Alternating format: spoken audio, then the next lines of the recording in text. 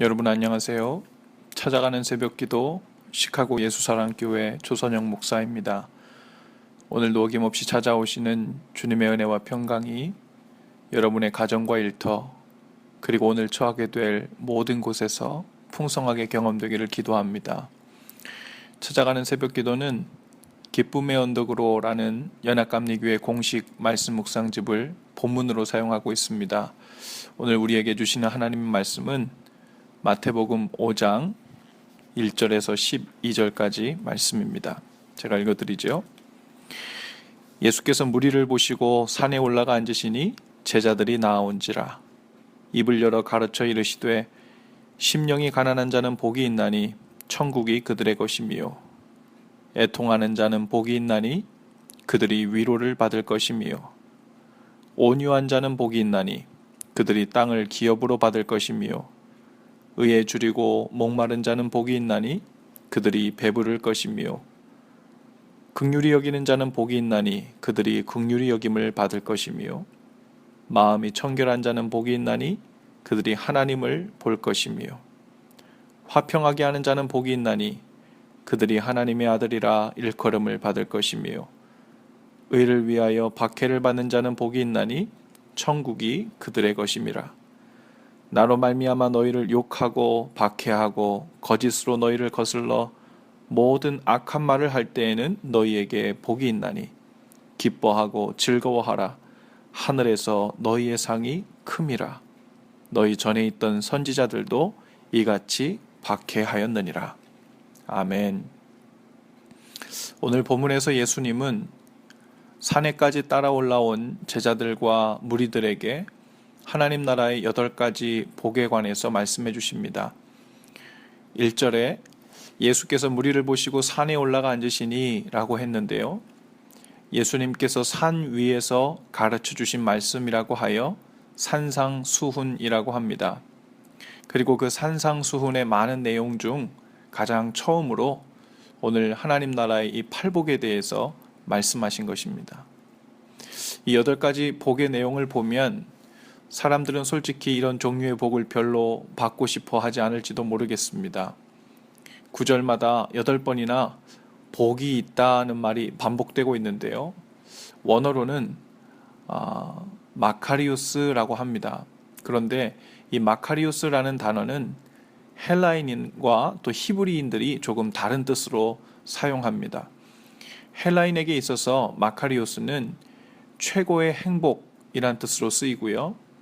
히브리인들에게는 죄에서 용서받는다 라는 뜻으로 사용됩니다. 따라서 이 8복에서 복이 있다라는 말은 이 지상에서의 행복과 하나님 나라에서의 축복 모두를 포함하는 의미라고 봐야 할 것입니다. 이 8복에는 복된 사람이 되기 위한 8개의 조건 혹은 자질들이 언급되고 있는데요. 단기적으로 볼 때는 마치 보상이 없어 보이는 것들처럼 보입니다. 그러나 그러한 삶을 따라 살 때 결국은 패배자가 되지 않고 진정한 행복과 하나님 나라의 축복을 얻을 것이라는 말입니다.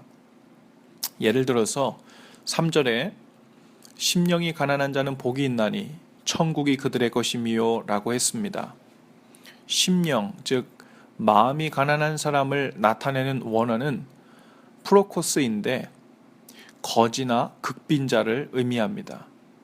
즉 아무것도 없어서 겉으로 보기에는 단기적으로 영향력도 없고 힘도 없어서 강한 자들에게 밟히고 억압을 받는 사람들처럼 보일 수 있습니다. 그러나 이러한 프로코스들은 세상 어디에도 소망을 두지 못하기 때문에 오히려 전폭적으로 하나님을 의지하는 사람이 될 가능성이 높습니다. 바로 그런 사람이 행복해지고 천국의 축복을 받게 될 가능성이 크다는 말입니다. 나의 무력함을 스스로 알고 겸손히 인정할 때 하나님은 은혜를 내려주신다는 것이지요. 그러므로 심령이 가난한 사람이란 겸손히 무릎 꿇고 나는 무력합니다 라고 고백하면서 하나님 앞에 은혜를 구하며 나오는 사람을 말합니다. 저는 제 인생을 책임질 수 없고 우리 가정도 책임질 수 없습니다. 주님께서 책임져 주시지 않으면 도저히 방법이 없습니다 라고 고백하는 사람이지요. 이렇게 이들이 받은 복은 물질적인 복을 말하는 것이 아니라 하나님과의 영적인 관계 차원에서 받는 복을 말합니다. 그리고 이것이 참된 복이고 영원한 복이죠. 그래서 그런지 첫 번째 복에서도 천국이 저희 것이미요로 시작을 하고요. 그리고 마지막 여덟 번째 복에서도 마찬가지로 천국이 저희 것이미요라고 끝을 맺고 있습니다. 이 모든 복들의 궁극적인 목적은 바로 하나님과의 온전한 관계 회복을 의미합니다. 그리고 그것을 통해 하나님의 통치를 받는 삶, 그것이 바로 복이라고 이야기하는 거죠. 그리고 천국은 바로 하나님의 통치로 충만한 곳을 의미합니다. 12절에 보면요, 기뻐하고 즐거워하라 라고 했는데요, 하나님 나라를 경험하고 그 천국을 소유한 삶을 살게 되는 것을 진정한 복으로 여기는 사람들은 이러한 삶의 조건들을 오히려 기뻐하고 즐거워해야 한다는 말입니다. 믿는 자들, 즉 하나님의 자녀들은 행복의 의미, 복의 정의조차도 바뀐 사람들입니다. 하나님과의 관계가 회복되고 하나님의 은혜를 받아 누리고 그 속에서 하나님의 통치를 받으며 사는 삶보다 더 큰 복은 없다고 고백할 수 있는 사람들이 진정으로 복 있는 사람들입니다. 오늘도 복 있는 하루가 되길 바랍니다. 그러나 제가 말하는 복 있는 삶의 중심에는 하나님이 계시고 하나님의 통치가 있고 그리고 하나님의 나라와 연결된 복입니다. 이러한 복을 진정한 복으로 알지도 못하고 소원하지도 않는다면 그 상태에서는 우리의 신앙생활은 계속된 혼란을 경험할 수밖에 없습니다. 주님께서 진정으로 주시고자 하는 보물과 우리가 받아 누리고자 하는 보물이 다르기 때문이지요.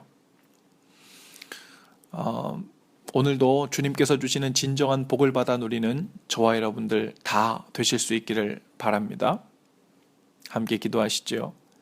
주님, 우리에게 진정한 복이 무엇이고 복을 위한 삶의 조건, 삶의 태도가 무엇인지 가르쳐 주시니 감사합니다.